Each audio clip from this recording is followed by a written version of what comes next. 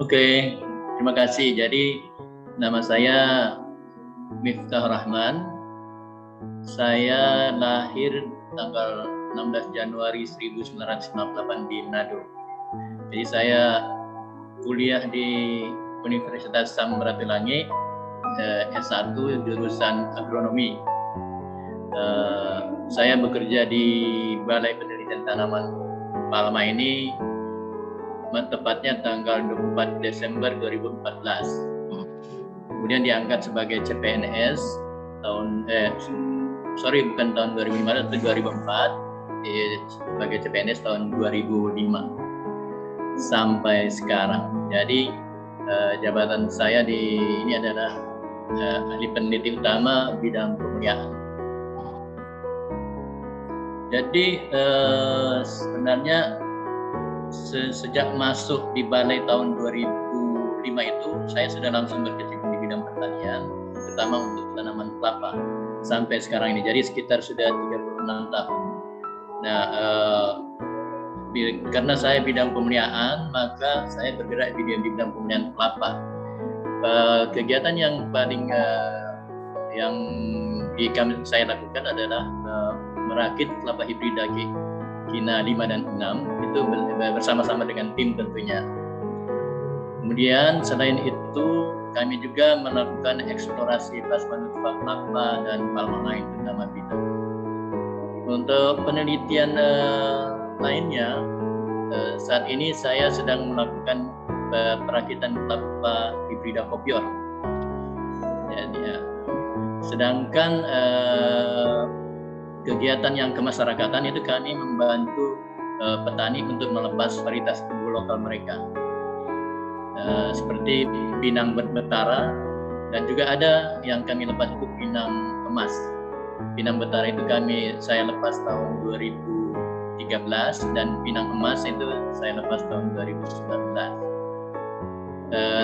Itu sih pengalaman garis besar pengalaman saya di bidang pertanian.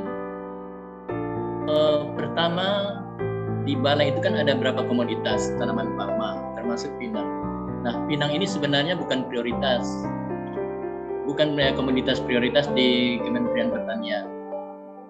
Karena itu tidak banyak peneliti yang berkecimpung di bidang pinang, terutama untuk bidang penelitiannya. Nah, itu saya coba masuk ke situ, mulai dari penelitian mandiri sampai dengan ada anggaran APBN. Jadi sebenarnya alasan itu karena tidak banyak yang menggeluti bidang yang di komoditas pinang ini. Kebetulan karena balai kami berkedudukan di Manado, Sulawesi Utara, memang komoditas pinang ini tidak ada, hampir sedikit sekali, hampir tidak ada. Sementara sentra tanaman pinang itu yang ada di Pulau Sumatera, itu memang sudah menjadi komoditas ekspor mereka. Mungkin itu sebabnya. Dan kemudian karena pinang ini bukan prioritas utama dari Kementerian Pertanian, sehingga tidak banyak yang digeluti. Kalau budidayanya itu namanya budidaya ya. Jadi awalnya itu harus dari sumber benihnya. Jadi kita harus menggunakan bibit unggul. Nah, sekarang dari Direktorat Jenderal Perkebunan Sekubarbanihan itu dia mensyaratkan bahwa benih itu harus dari blok penghasil tinggi. Jadi ceritanya sebelum kita untuk mendapatkan benih unggul ini, bibit unggul ini, kita harus mulai dengan eksplorasi blok penghasil tinggi.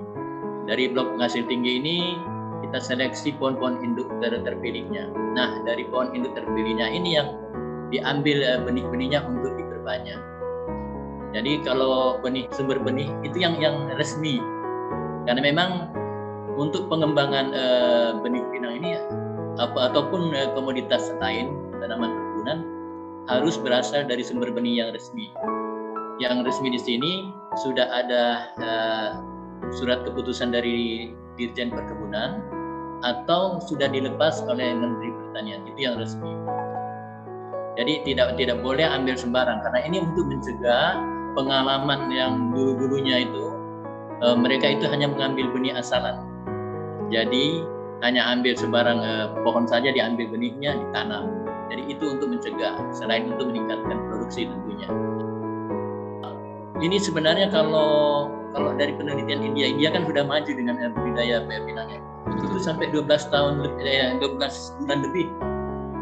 Jadi mereka itu ada persemaian di persemaian, kemudian pindah ke di polipek pertama dan polipek kedua sampai.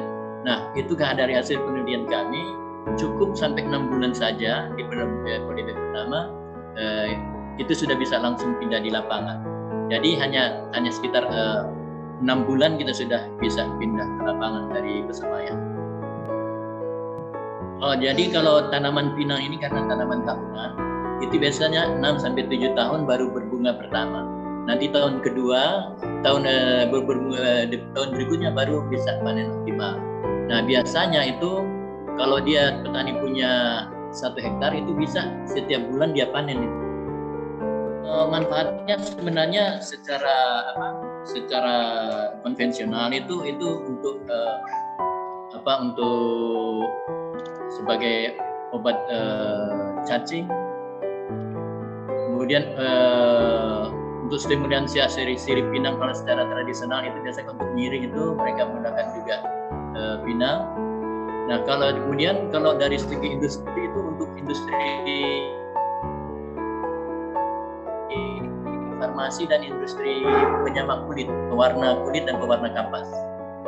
Nah untuk terakhir ini dari hasil penelitian di dalam negeri dan juga di luar negeri, ternyata antioksidan dari tanin ini bisa membunuh kanker payudara. Itu mereka sudah mulai temukan itu.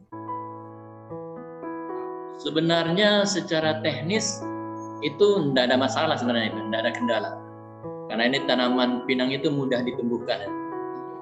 Cuma memang kalau yang masalah di komoditas pinang ini terutama untuk penelitian itu karena dia bukan seperti yang sudah saya jelaskan di awal tadi, itu karena bukan komoditas prioritas di Kementerian Pertanian, jadi keberlangsungan penelitian itu tidak bisa dijamin.